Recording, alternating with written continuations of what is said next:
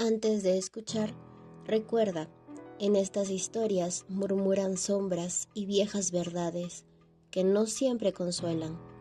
Si decides seguir, hazlo con oídos valientes y el corazón despierto. Detrás de la calle Toledo, de Teresa Ruiz Rosas. Desde que lo restauraron para convertirlo en la atracción principal de la ciudad, trabajo aquí a tiempo completo y cuanto hago gira en torno del monasterio. Le conozco cada ángulo, cada rugosidad del suelo, distingo por la edad a las madreselvas. Me complazco a veces en acariciar sus muros ásperos, que se me antojan llenos de secretos, como una crónica silenciosa de siglos. Podrían vendarme los ojos en cualquier parte del laberinto de callejas, plazuelas y celdas, y yo encontraría el camino sin tropiezos. Lejos de estar harta, me pregunto cómo va a ser vivir sin ellas a partir del 1 de mayo, en que voy a tomarme las vacaciones definitivas. No lo diré, desde luego, y hasta el 1 de junio, que tampoco aparezca, creerán que vuelvo. Este convento me es más familiar que la casucha de la infancia de mi pueblo mísero de cordillera adentro, y que las 2 piezas de alquiler en Cortaderas, mi vivienda a partir de aquel triunfo que fue para mí separarme de mi madrina Eloísa, habiéndole devuelto hasta el último céntimo, libre como el viento. Me sé de memoria cuántas tinajas servían de lavadero a las criadas de las monjas y cómo las paredes van cambiando de matiz en el transcurso del día, hasta las 5, esa hora de la tarde en la que la luz tiene mucho de azul en Arequipa y perturba, mucho de contraste con la blancura y la consistencia porosa del sillar, y sus vecinos se detienen un instante a contemplarla, desde donde estén, a congraciarse, refunfuñones que suelen andar con la nevada a menudo desde que amanece, a congraciarse, perturbados por la tremenda suerte de vivir acá, y por sus mentes se cruzan como azotes las estrofas del amado vals. Blanca ciudad, eterno cielo azul, puro sol, montañas de Milar. Me he recorrido el patio de los Naranjos y la calle Granada varios miles de veces en estos 8 años, porque en ello consiste mi tarea. Otras tantas he explicado a los turistas las reformas que introdujo la Madre San Román de la Vega en el siglo antepasado. Otras tantas, valga decir, he mirado su retrato del lecho de muerte, que ahora descifro con facilidad, a pesar de la penumbra.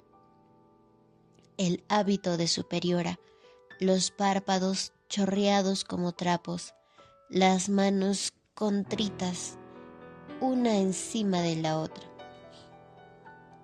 He gozado de la singular acústica de la pinacoteca en los conciertos esporádicos. He podido asistir a los grandes banquetes ocasionales en el antiguo refectorio y el patio de las 3 Cruces.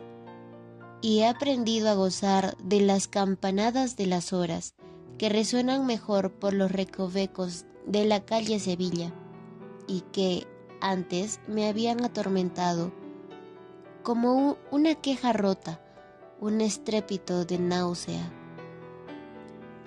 Hace mucho tiempo que ha dejado de preocuparme si sería perverso aquello de pasarse la vida entre murallas y rezos por voluntad propia, sin nombre ni gentío, o eso de encerrar también a las sirvientas, o de venirse caminando con una cruz gigante y pesada al hombro desde Bolivia y morir aquí. Más me ha interesado en descubrir las ventajas de vivir sola y sin volver a pisar mi pueblo, de vestirme como citadina, de perder el dejo que delata a las serranas y cultivar mi lenguaje, y de no expresar demasiado mi contento por las propinas gruesas de algunos turistas. Y, sobre todo, de no reconciliarme con mi madrina Eloísa, de carácter de vínculos. Puntual, cumplida, orgullosa, no he faltado un solo día a mi centro de trabajo y he recomendado a medio mundo la crema de pétalos de rosa para borrar cicatrices y los dulces de mazapán y naranja, y me he habituado a lavar mi cuerpo con el jabón de perejil que también siguen preparando las monjas en sus clausuras y vendiendo diligentes a través del torno de la calle Bolívar o de la boutique del monasterio. Y porque me lo piden, he tomado con ellos, los turistas, incontables jugos de tumbo y mates de coca en el viejo granero hecho cafetería, y cuantas veces después los he alentado a subir hasta las azoteas para observar la perfección de las bóvedas y poder contemplar el perfil del indio dormido del Pichu Pichu, la serenidad del Misti, la magnificencia del Chachani bañado a discreción por su nieve perpetua, eterno cielo azul, puro sol, montañas de Milar. ¿No podría haber elegido entonces otro lugar para matar a Esteban? Esteban es un decir, es el nombre que le puse yo al cabo de algunos meses de estar juntos. Y juntos es otro decir, pero vayamos por partes.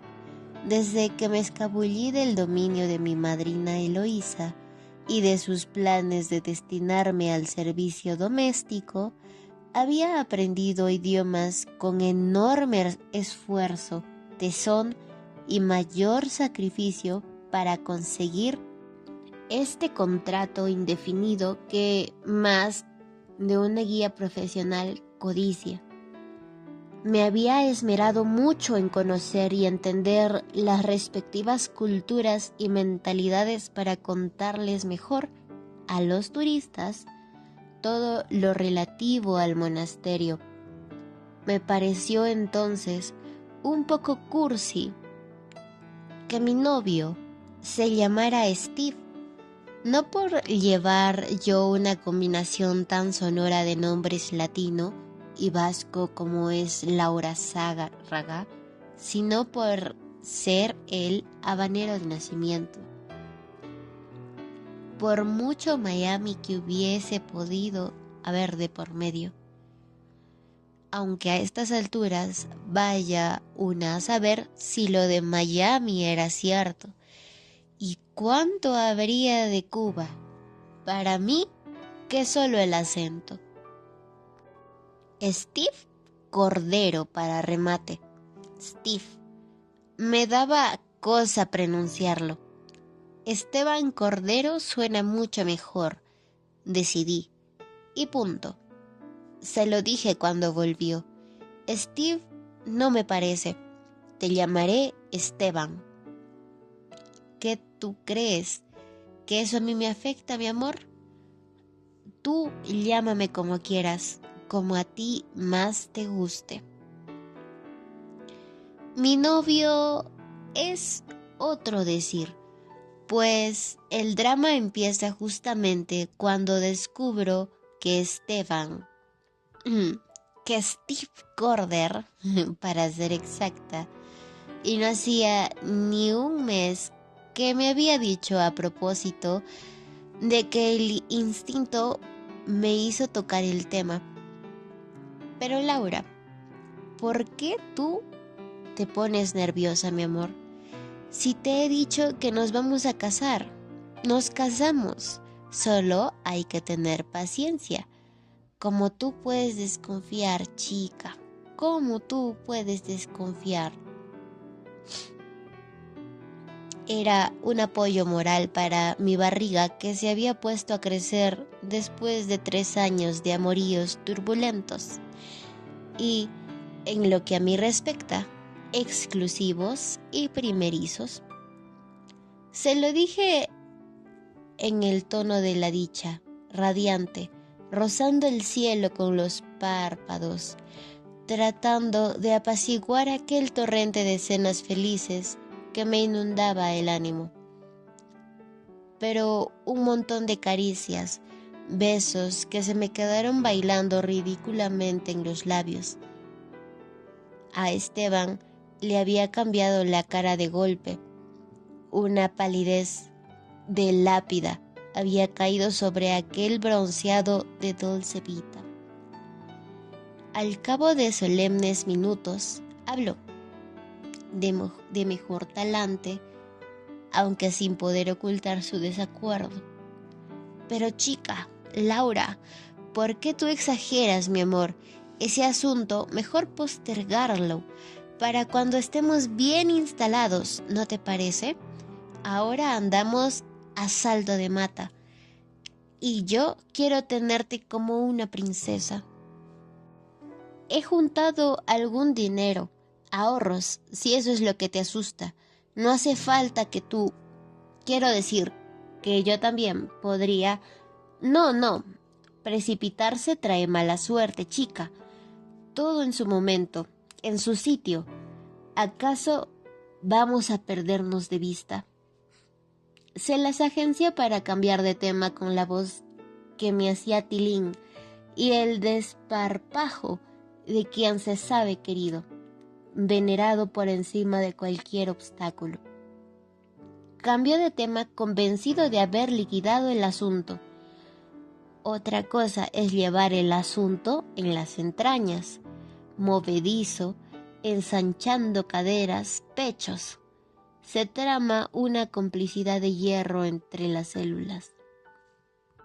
El instinto, hecho un imán, se apodera del organismo. Una no se explica de dónde tanta fuerza. Se registra ante el espejo. Una tiene 28 años y en los últimos 3 respiraba merced de las visitas arbitrarias del hombre que ama. No, el mes que viene no puedo. No tengo ningún grupo que guiar, pero el siguiente sí, mi amor, ahí nos vemos. ¿No te adoro acaso? Una se queda mirando el auricular y no lo rompe porque no es bruta. En fin, no pretendo armar un guión de telenovela. Yo lo único que necesito es quitarme este horrible peso de encima. Esto de callarse de por vida, no poder escuchar jamás un «Hiciste bien, Laura», se lo tenía merecido. Me escurriré de esta celda del novicio, cuya restauración aún no termina, segura de poder guardar silencio absoluto a cualquier precio. Lo he leído tantas veces al entrar a los claustros y lo tendré que seguir leyendo hasta fin de mes, esculpido en la pared espesa como un abanico. Silencio. ¿Quién sabe si hubiera preferido que no la pinten de muerta, nonageria, sin expresión en el rostro, ni siquiera ya de recogimiento, lleno, sí, de lunares borrosos, como un mapa con señas marcadas al azar después de un cataclismo? Me ha costado trabajo descolgar el retrato de la Madre San Román de la Vega. He tenido que empujarlo con una esquina del reclinatorio, trepada como una equilibrista sobre la tarima de su alcoba. Me ha dado asco enredarme la muñeca con telarañas, pero me hacía falta su compañía, una presencia que me diera valor para sobrellevar el abismo, algo tangible y banal, como las pesadas bolsas de sus ojos o su nariz de ornitorrinco, que me transmitiera desprecio por el cuerpo humano, por la esclavitud de su belleza, remitiéndome a las causas nobles del espíritu. Algo, por último, que me ayudara a familiarizarme con las dimensiones del silencio sepulcral que me espera. No he pegado ojo en toda la noche. De más está decirlo, no he dejado de sentir las culebrillas correteando por mi panza, como si mi panza fuera un paraíso de travesuras. Pero estoy preparada. En unos minutos, apenas despunte el día, me dirijo a la amplia celda de la Madre San Román de la Vega, en la calle Segovia, y devuelvo el retrato a su sitio, mientras la miro a toda luz, bigotuda por excelencia y sin color de la tez. Regreso a mi escondite del noviciado, colmada de oxígeno, algo repuesta, y cuando las mujeres de la limpieza hayan terminado de pasar escobas y plumeros, y el portón y la boletería ya estén abiertos al público a las 9, camino con tranquilidad, recién maquillada y soberana de mi lengua, a la cafetería, como si no estuviera desfalleciendo y espantada del aura zárraga, como si acabara de llegar de cortaderas y me apeteciese desayunar rico, simplemente. Un jugo de papaya, salteñas, una leche vinagre con miel de chancaca, como si jamás hubiese matado a Esteban. Luego me siento en la glorieta, junto a la boletería. Escucho y celebro las anécdotas de las vísperas y los pormenores de sus vidas íntimas que mis colegas comentan hasta que se me designa el primer grupo de la mañana. Recorremos el monasterio en hora y media, 2 horas en inglés o francés o italiano, y en la calle Granada no me detengo más de lo indispensable, ni se me pasa por la cabeza dar la vuelta o toparme con el lugar de los hechos. Sé que a ninguna guía se le va a ocurrir en semanas, quizá en años. A fin de mes, que me tocan vacaciones, que empezará a notárseme el embarazo, que ellas jamás sospecharían, me voy con mis ahorros al extranjero. Desaparezco del mapa sin decirle a nadie que es para no volver y que somos casi 2 que nos vamos lejísimos. A quien le importa en el fondo en esta ciudad que tampoco es la mía. El monasterio contratará una experta titulada de las tantas que pululan en la lista de espera. Forzarán la puerta de mis 2 piezas de cortaderas, cansados de tocar, apenas detecten que debo 1 mes de arriendo. No hallarán ninguna pista suponiendo que quisieran cobrárselas. Lo he previsto todo. Trámite de pasaporte la semana pasada. Viajaré en tren a Puno. Seguiré en ómnibus hasta La Paz y de allí volaré a Bélgica. De las innumerables direcciones que me dejan los turistas y a deducir por las postales y fotos que algunos me envían. Son así, por su insistencia cordial en que no los deje de visitar. Creo que aquella pareja de psicólogos, matrimonios sin hijos, afincados en Amberes, que acompañé a comprar chocolates de la Ibérica y comer picantes en los Tres Sillares, podrán cobijarme hasta que me establezca, porque una vez fuera del país, poco me importa que en la fumigación anual de octubre a más tardar descubran el cadáver. No me enteraré siquiera, o en una de esas tampoco lo encuentran. Pasa tan desapercibido el pasaje detrás de la calle Toledo. Sea como fuere, para entonces estaré de 7 meses y pico, muy ocupada con el ajuar de mi niño y practicando natación a diario. Y es que no ser menos vil ni menos ruin que Esteban me reconforta. Me da la seguridad de haber obrado con justicia y sin tener que comprar el silencio relativo y engorroso de terceros, con el corazón hecho tripas, pero el vientre a salvo y la cabeza en su sitio, con la convicción de que el resto es secundario, e inmune con las manos limpias, con aquel tipo de desprecio que suele traducirse en elegancia y refinamiento a la hora de diseñar punto por punto un plan nefasto, pero justo, porque a mí nadie me quita el cerebro que aquella boda ha sido solo por el billete y las campanillas, por darse a la buena vida. El imbécil de Esteban me quería.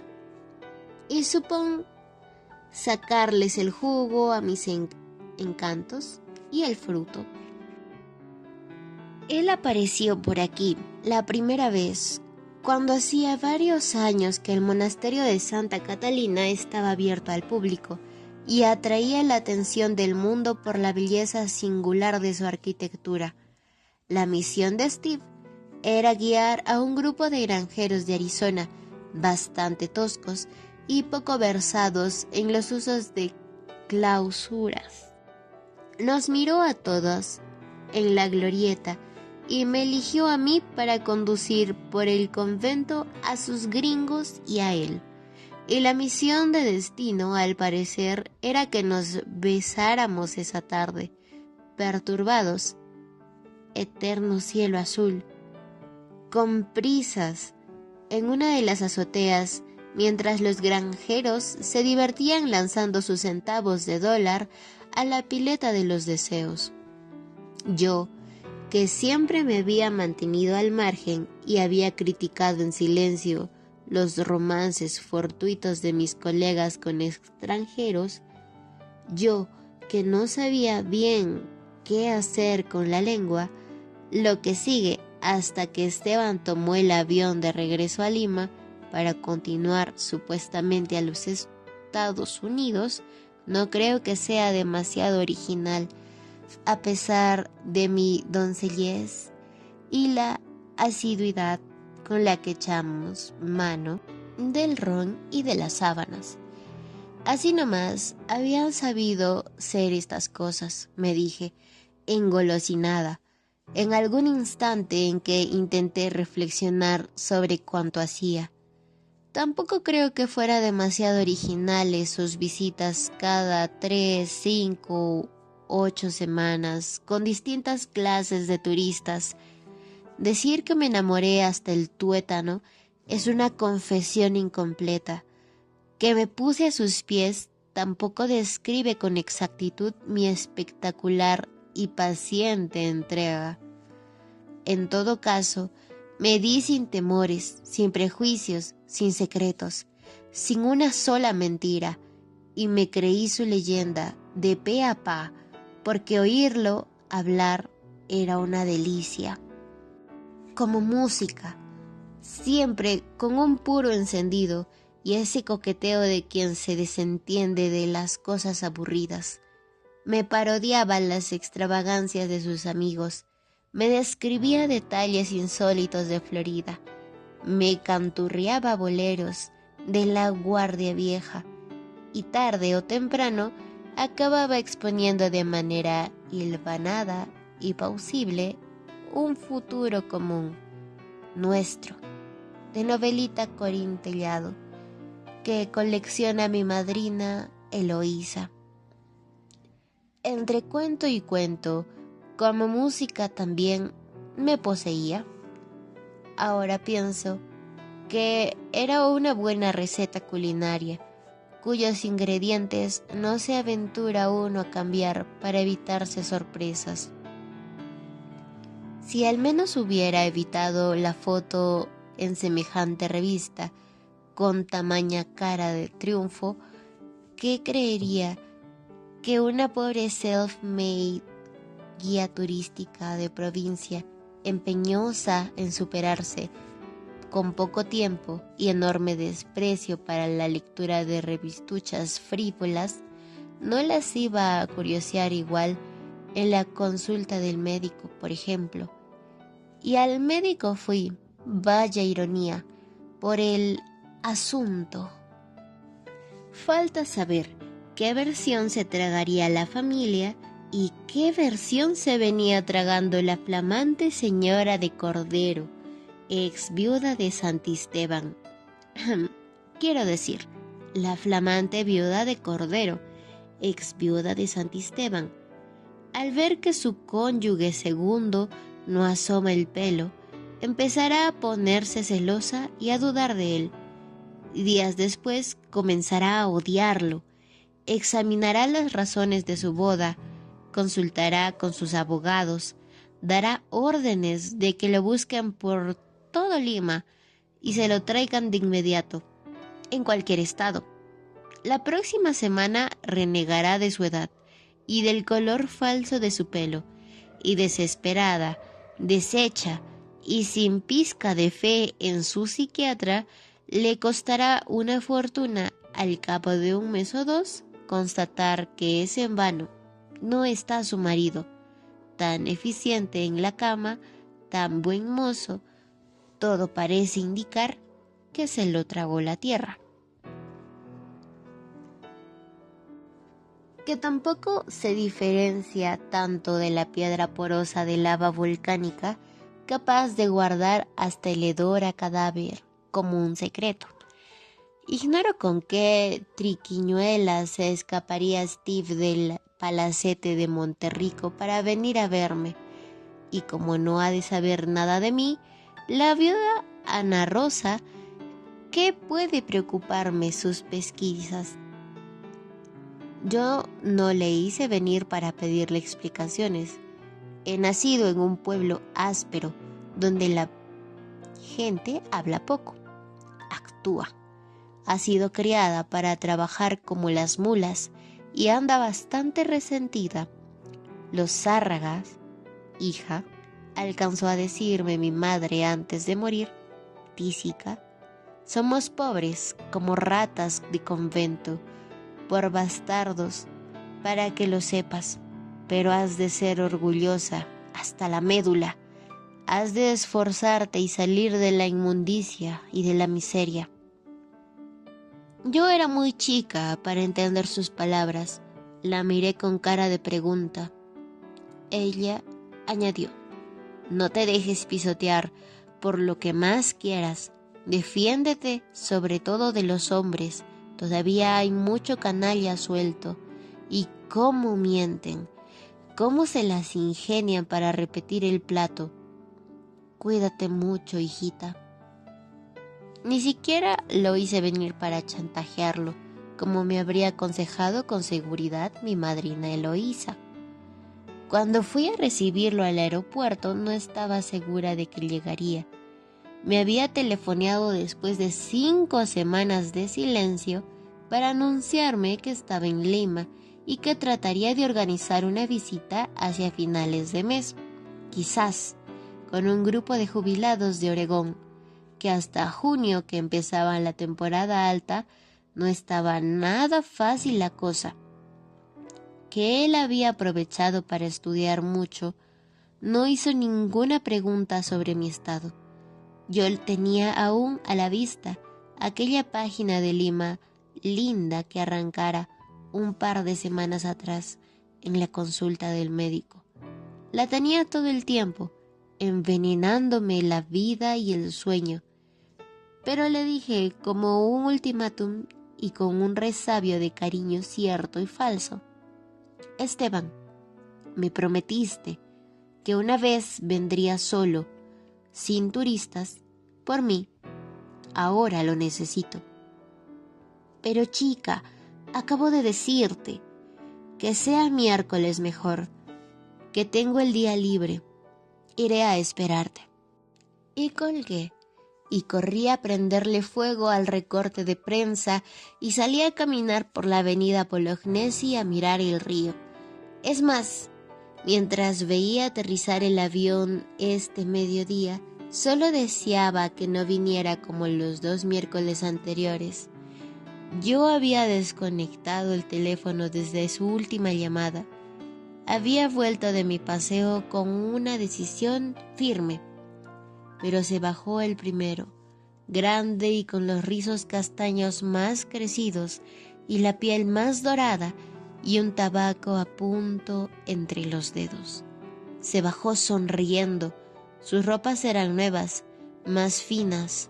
Noté que no llevaba zapatillas, sino mocasines y maletín de cuero en lugar de mochila, que el par de kilos que había subido lo favorecían.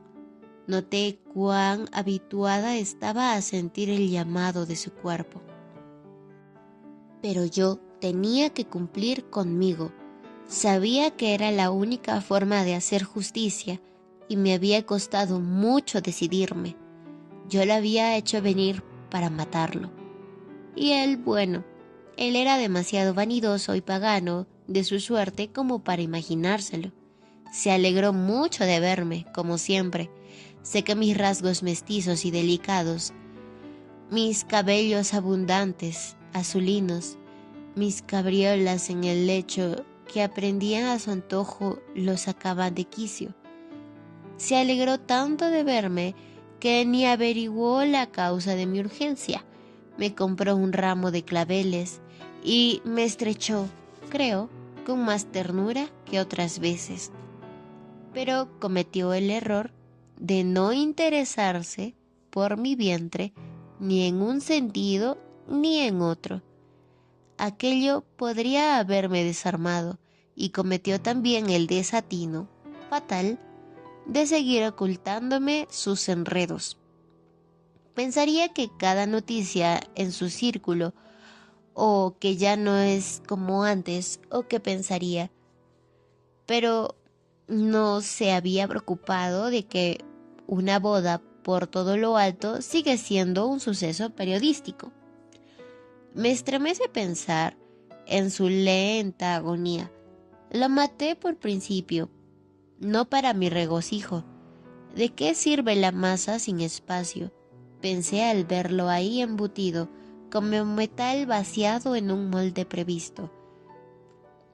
Confieso que hubiera preferido una muerte instantánea, sin esa eternidad inútil que habrá sido para él ir perdiendo el aire y la mala fe por gusto, cuando es demasiado tarde, cuando se apaga hecho una amalgama compacta, su fornido cuerpo en un hueco cerrado y no más grande que él,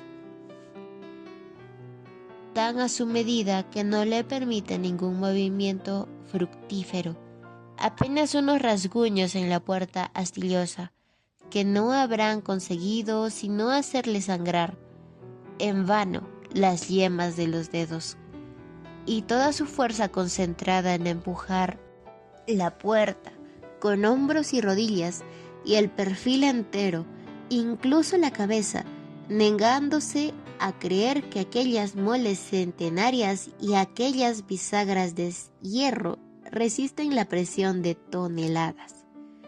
Me estremece pensar en su lenta agonía, repito, pero yo no podía recorrer un solo riesgo. Del aeropuerto tomamos un taxi a Cortaderas y después de unas intimidades silenciosas, angustiadas de mi parte, mas no por ello menos satisfactorias y motivo de júbilo para él, sugerí que fuéramos a pie al centro. Me parecía tan grotesco caminar con él del brazo, cruzar la avenida Bolognesi, el puente Grau, deteniéndome a mirar el río como busca uno en el espejo la cara del otro, la prueba de que aún no se ha ido. Me parecía grotesco, sí, dejarme tomar de la cintura, como si no hicieran 7 semanas y pico que la viuda Ana Rosa Martelada, hija de los dueños de la conocida cadena de supermercados que han invadido el país en batalla frontal con la informalidad, hubiese contraído matrimonio con el apuesto promotor de ventas norteamericano Steve Cordero, afincado desde hace algunos años en nuestra capital. La madre del novio, puertorriqueña, llegó especialmente de San Juan para la ceremonia. Los padres de la novia ofrecieron un exquisito banquete en el Hotel Crillon a los 500 invitados. La feliz pareja partió de luna de miel a Buenos Aires, Asunción y Río de Janeiro. A su regreso, estrenarán residencia en Monterrico.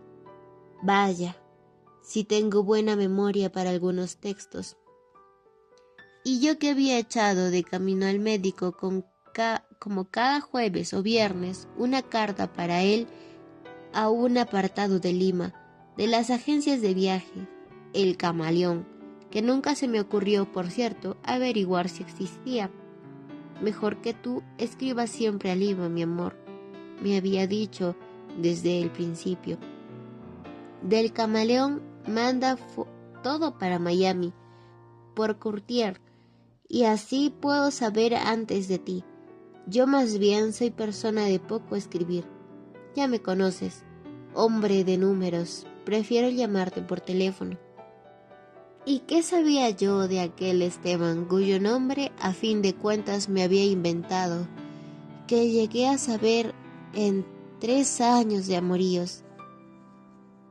Que vivía en el estado de Florida, que me adoraba, que me traía grupos de turistas al Perú cuando se presentaba la posibilidad de así costear sus estudios de posgrado, que solo conmigo gozaba y siempre estaba extrañándome, y que me era fiel como un perro, que le faltaba poco para examinarse y entonces iríamos a vivir allí, casándonos.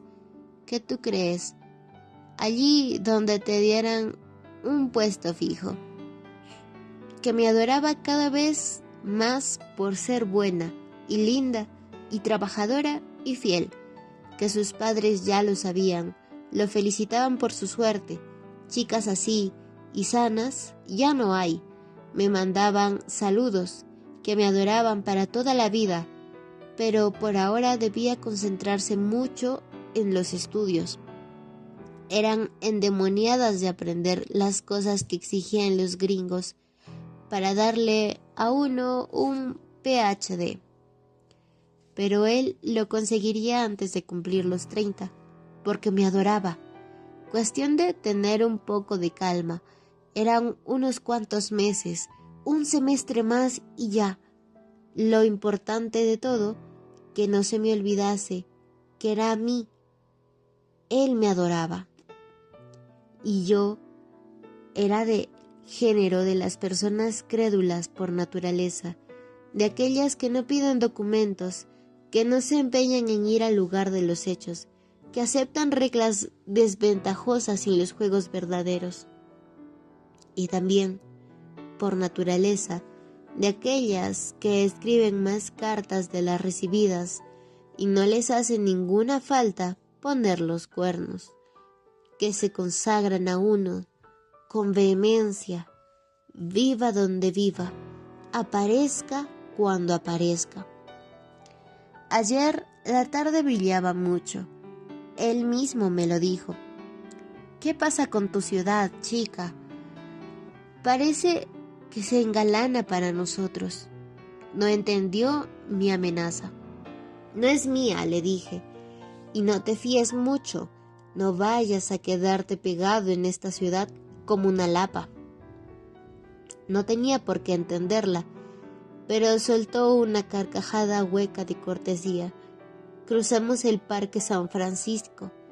Aquellas flores de jacarandá regadas por el suelo contribuían a mi agitar. Lo había hecho venir para matarlo, pero yo no creo que nadie haya nacido asesino.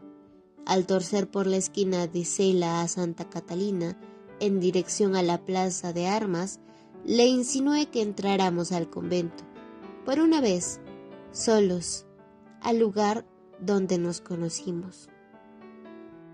Su mala conciencia le impedía negarse a cualquier pedido mío. Hicimos, en asombroso silencio, un recorrido obvio, tácito. Los tornos, la luz radiante a través de las piedras de Huamanga, las azoteas, la celda diminuta de la monja mártir que se vino a pie desde Bolivia. Cruzamos el claustro mayor para entrar a la pinacoteca.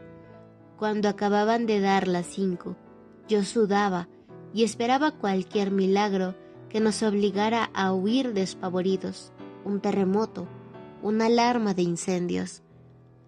Mirábamos los cuadros de la escuela cusqueña como si no los conociéramos.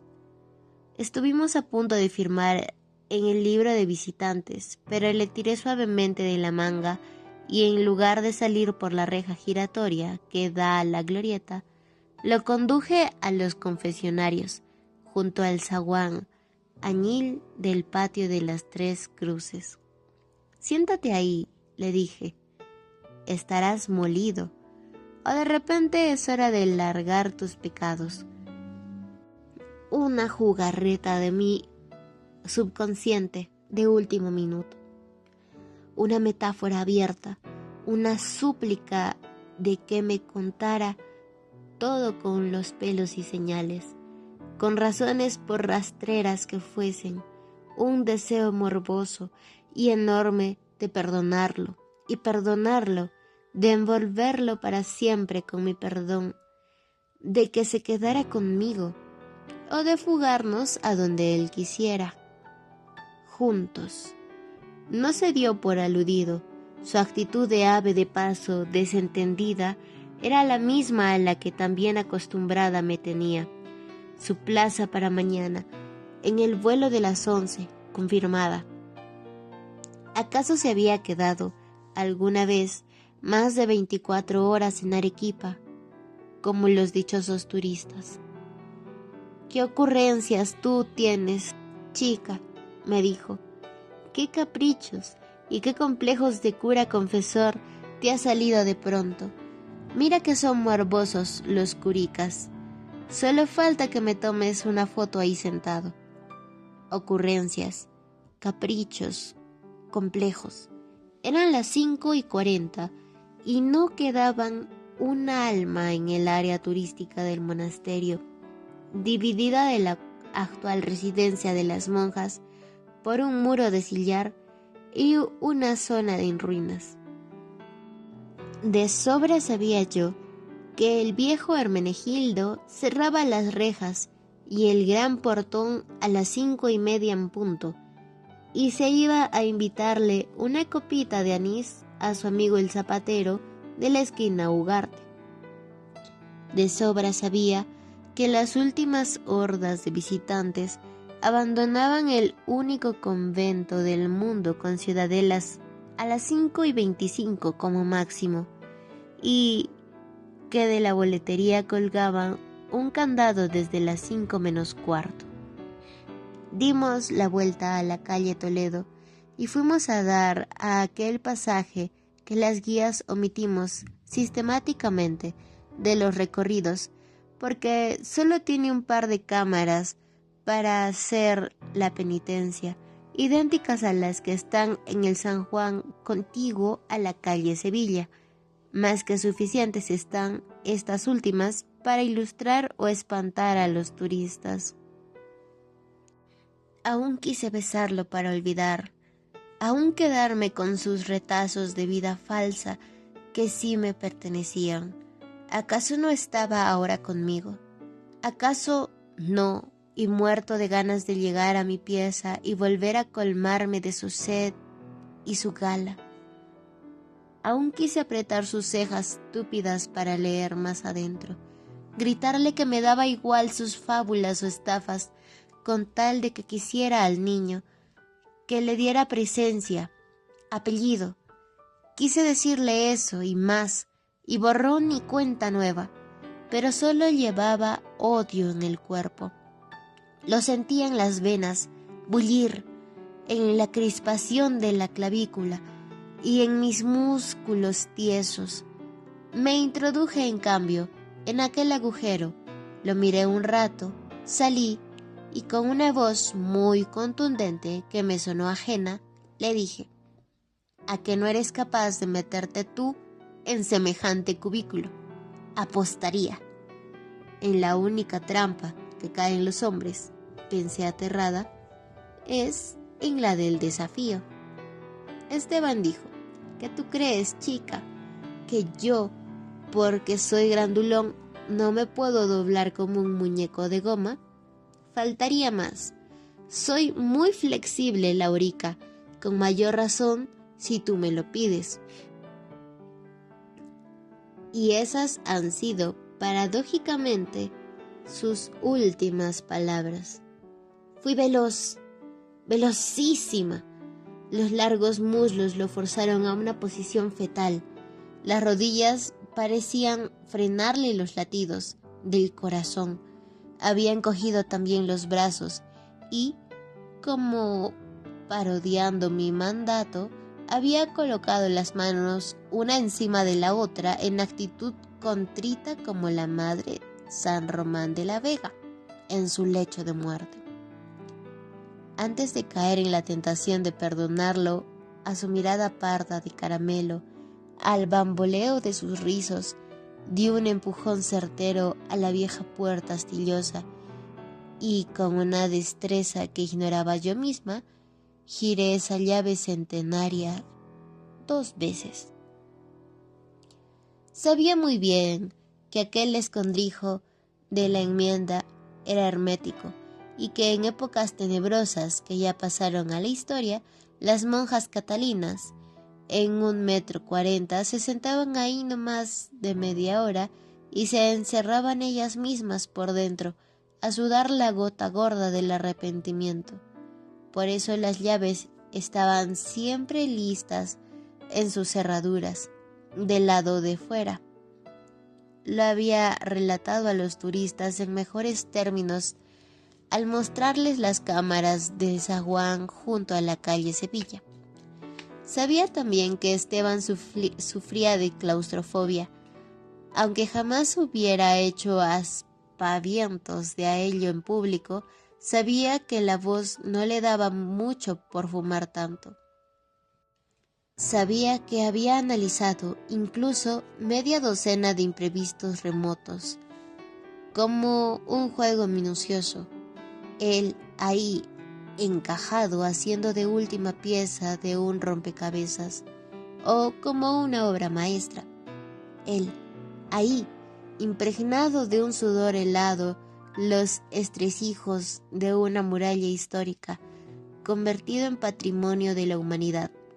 Vamos, él ahí, dejando que la piedra blanca atrape aún su olor y lo esparza entre los poros con una discreción cómplice, por temor a ceder y que todo se transformase en una broma pesada, por evitar caer en la vergüenza de una escena de lástima. Caminé sigilosa hasta la Plaza Córdoba. La luz de la tarde bañaba las paredes de la antigua cocina de las 3 alas y los arcos ocres de la calle Sevilla. Sudaba a chorros, eso sí, y la llave medio oxidada me ardía en la mano. La miré con cierto respeto. Eran igual a las llaves que dibujaban en los métodos de idiomas, no como las que se usan ahora. Era del modelo de llave por excelencia, tal como puede imaginarse la gente menuda que será cada llave de San Pedro, grande, sólida, negra, pesada. Me asombré de mi falta de piedad, de mi maña, de mi éxito, y no tardé en arrojar la llave a la pileta de los deseos, de espaldas, como es el rito, pidiendo con toda mi alma que jamás se me escape el secreto.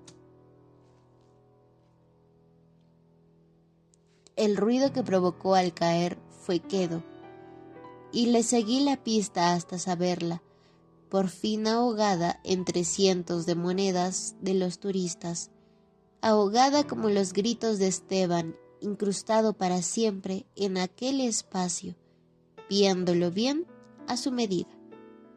Y cada vez que pase por la calle Toledo, hasta el 30 de este mes, habré de recordarlo, encorvado y sumiso, y de perfil. Habré de maldecirlo por estúpido, por no haberse tomado la molestia, al menos, de cuidar que yo jamás me enterara de sus asuntos. A mi niño, en todo caso, lo llamaré Esteban, y le dejaré crecer los rizos hasta la nuca.